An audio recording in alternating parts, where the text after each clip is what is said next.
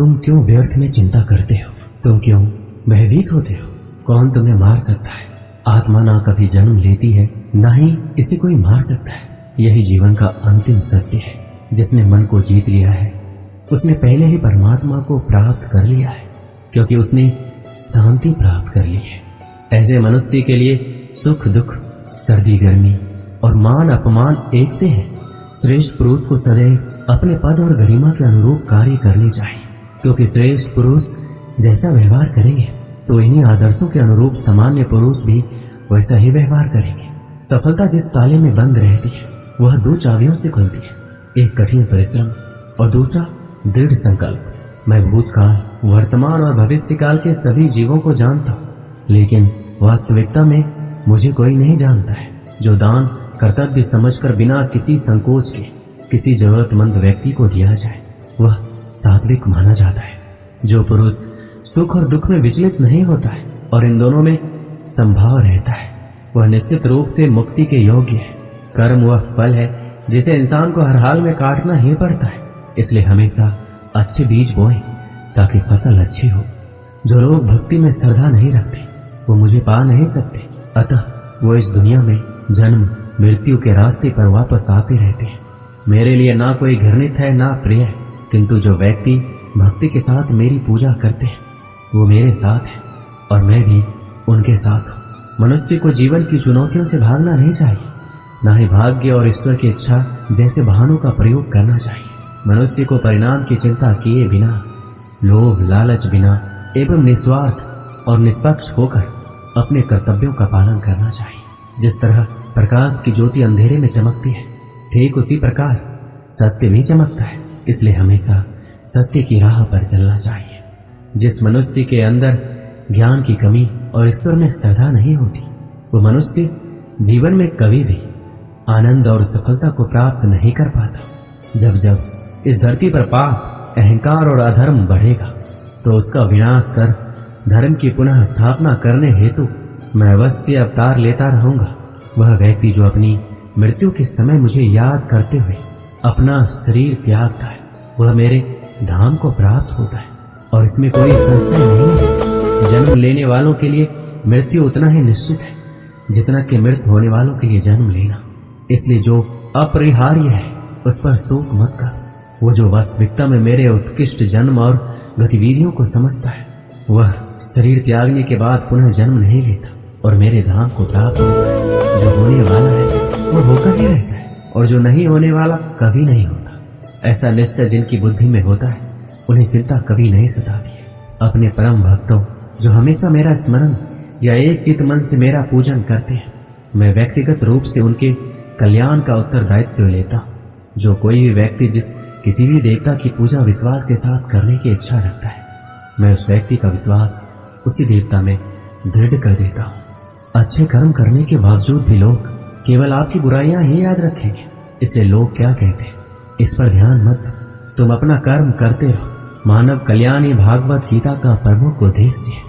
इसलिए मनुष्य को अपने कर्तव्यों का पालन करते समय मानव कल्याण को प्राथमिकता देना चाहिए।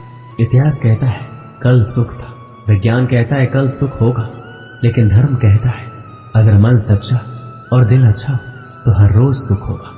क्रोध से भ्रम पैदा होता है, भ्रम से बुद्धि व्यग्र होती है, जब बुद्धि व्यग्र होती है तो तर्क नष्ट हो जाता है और जब तर्क नष्ट होता है तो व्यक्ति का पतन होता है। अपने आप को ईश्वर के प्रति समर्पित कर दो, यही सबसे बड़ा सहारा है। जो कोई भी इस सहारे को पहचान गया है वह डर, चिंता और दुखों से आजाद रहता है।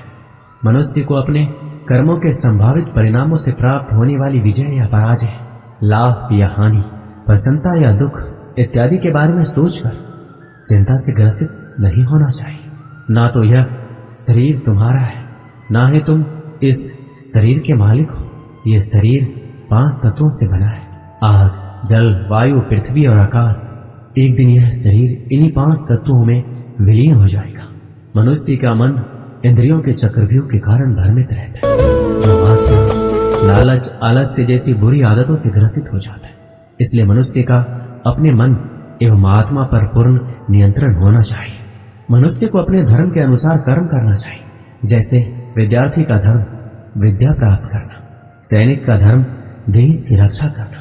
जिस मानव का जो कर्तव्य है उसे वह कर्तव्य पूर्ण करना चाहिए।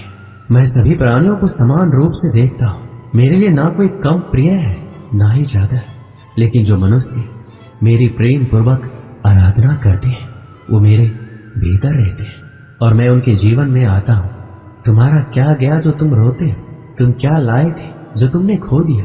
तुमने क्या पैदा किया था जो नष्ट हो गया? तुमने जो लिया यहीं से लिया, जो दिया यहीं पर दिया।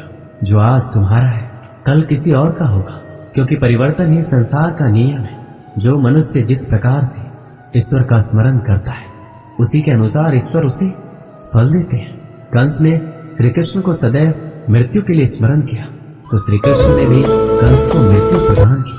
अतः परमात्मा को उसी रूप में स्मरण करना चाहिए जिस रूप में मानव उन्हें पाना चाहता है। भगवान प्रत्येक वस्तु में, प्रत्येक जीव में मौजूद है। आत्मा अमर है, इसलिए मरने की चिंता मत करो। आत्मा का अंतिम लक्ष्य परमात्मा में मिल जाना होता है। इंसान नहीं, उसका मन किसी का दोस्त या दुश्मन होता है। बड़प्पन वह गुण है जो पद से नहीं संस्कारों से प्राप्त होता है। व्यक्ति या जीव का कर्म ही उसके भाग्य का निर्माण करता है। वर्तमान परिस्थिति में जो तुम्हारा कर्तव्य है वही तुम्हारा धर्म है। मन बहुत चंचल है जो इंसान के दिल में उथल पुथल कर देता है। जब वो अपने कार्य में आनंद खोज लेते तब वो पूर्णता प्राप्त करते हैं। जीवन में कभी भी किसी से अपनी तुलना मत कीजिए। आप जैसे हैं सर्वश्रेष्ठ हैं। बुरे कर्म करने नहीं पड़ते, हो जाते, और अच्छे कर्म होते नहीं, करने पड़ते हैं। जो अपने मन में नियंत्रण नहीं रखता वह स्वयं का सने सने शत्रु बन जाता है। बुद्धिमान व्यक्ति को समाज कल्याण के लिए बिना आसक्ति के काम करना चाहिए। स्वार्थ संसार का एक ऐसा कुआं है जिसमें गिरकर निकल पाना बड़ा कठिन होता है। सेहत के लिए योग और किसी की जरूरत पर सहयोग, दोनों से ही जीवन बदलता है। आत्मज्ञान की तलवार से काटकर अपने हृदय से अज्ञान के संदेह को अलग कर दो। दुष्ट लोग अगर समझाने मात्र से समझ जाते तो यकीन मानो महाभारत कभी नहीं होता। मनुष्य अपने विश्वास से निर्मित होता है। वो जैसा विश्वास करता है वैसा बन जाता है। मान अपमान, लाभ हानि, खुश हो जाना या दुखी हो जाना, सब मन की शरारत है।